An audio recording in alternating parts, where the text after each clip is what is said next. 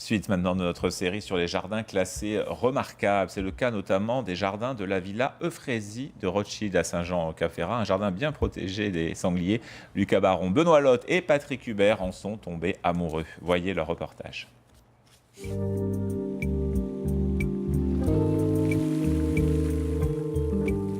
Un condensé d'élégance entre ciel et mer. Un emplacement idyllique. Animée d'une passion pour le beau, Béatrice Euphraisie de Rothschild fait bâtir la villa qui porte désormais son nom sur la partie la plus étroite de la presqu'île. Une centaine d'ouvriers est nécessaire pour répondre aux volontés impérieuses de la baronne. Une folie architecturale au début du XXe.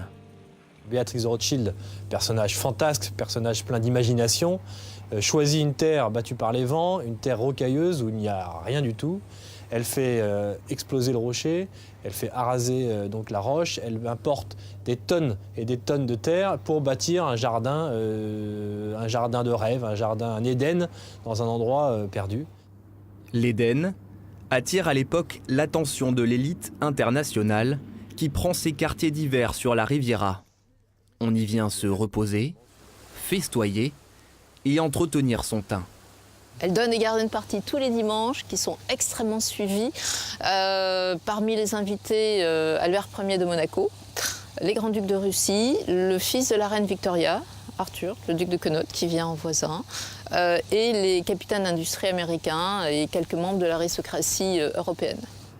Béatrice de Rothschild s'entoure des paysagistes les plus prisés d'Europe et imagine 9 jardins.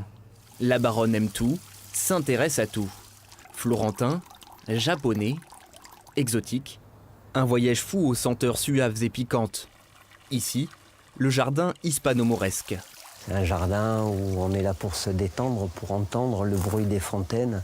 Il y a une inspiration un peu de l'Alhambra, avec un canal en croix. Il y a beaucoup de fleurs.